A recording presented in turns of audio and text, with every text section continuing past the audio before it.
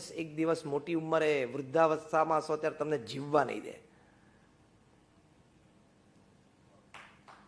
તમને કોતર્યા કરશે.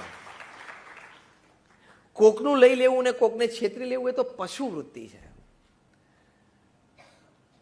અંધારામાં પણ કોઈ દિવસ ખોટું ના કરવું.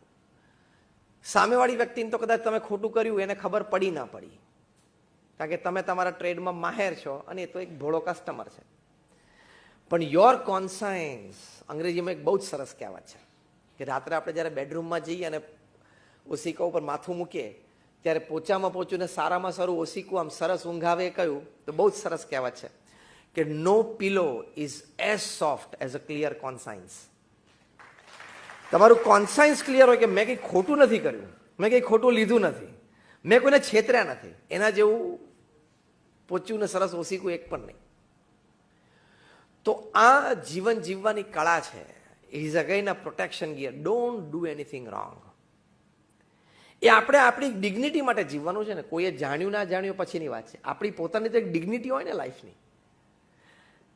And at any time, in the midst of any crowd, you must be able to hold your head high. Yes, I have not done anything wrong in my life. मैंने जीवन में कुछ गलत नहीं किया है. अनजाने में कुछ हो गया वो अलग बात है. जानबूझ के कोई गलत काम मैंने नहीं किया है. ये केवड़ी मोटी सिद्धि છે.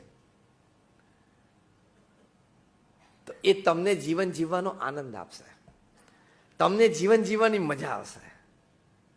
અને જ્યાં પ્રામાણિકતા અને નીતિમત્તા હોય ત્યાં ભગવાન પણ મજબૂર થઈ જાય આપવા માટે, કારણ કે એમને આ ગુણો ગમે છે.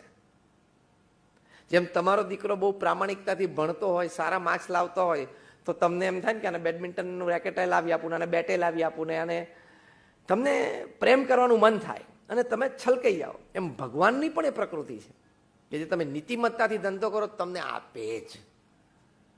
સવાયું આપે ને દોઢું આપે. નીતિમત્તાથી એ તમારું પ્રોટેક્શન ગિયર છે. અને રિવર્સ, ખોટું લાંબુ ચાલતું નથી. હા કે ના? આજ નહીં તો કલ, કલ નહીં તો પરસો. Anything that you have done wrong in the darkest hour of the night has to come out.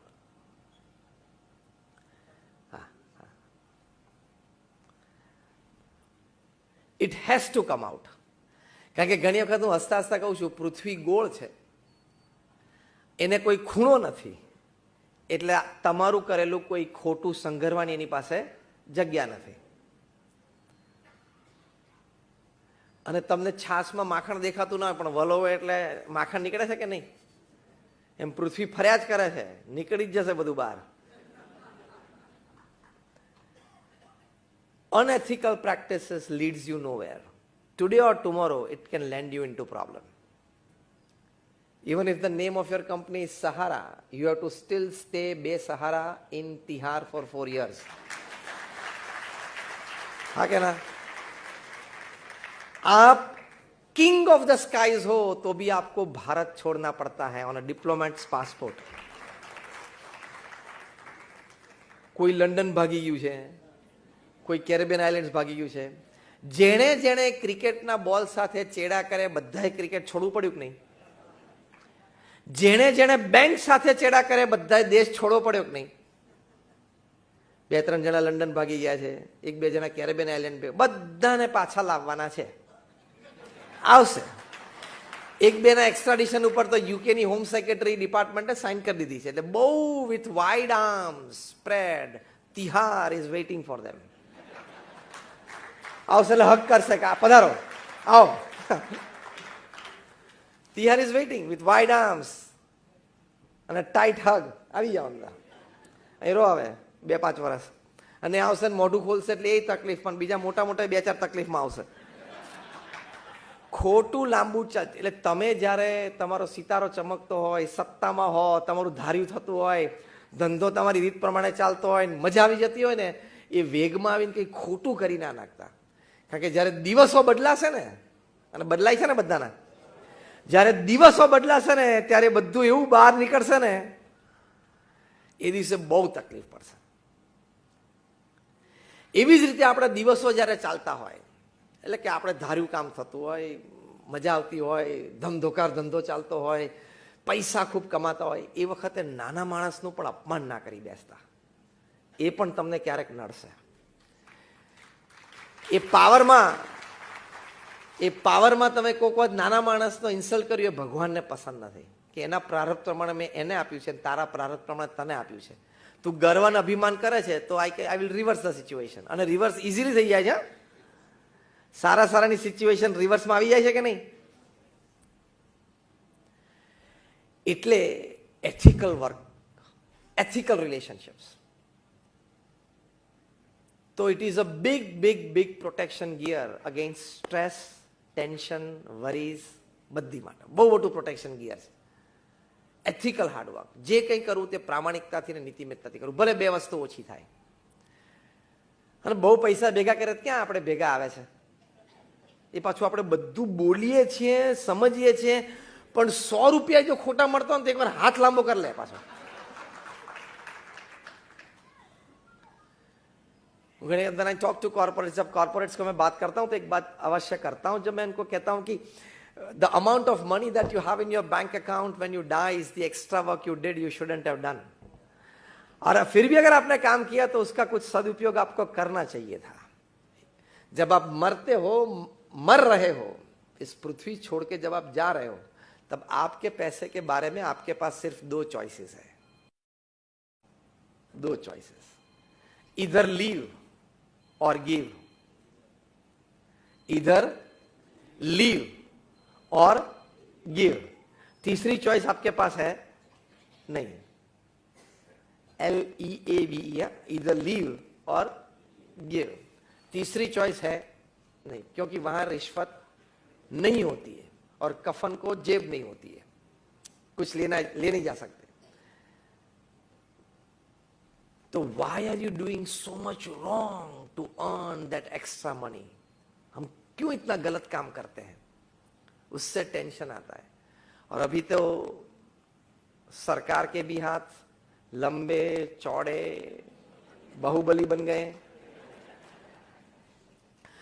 मैं हंसते हंसते एक बात अवश्य करता हूं कि नीतिमत्ता से आप काम करते हो, मेहरबानी કરીને जीएसटी भरी देजो.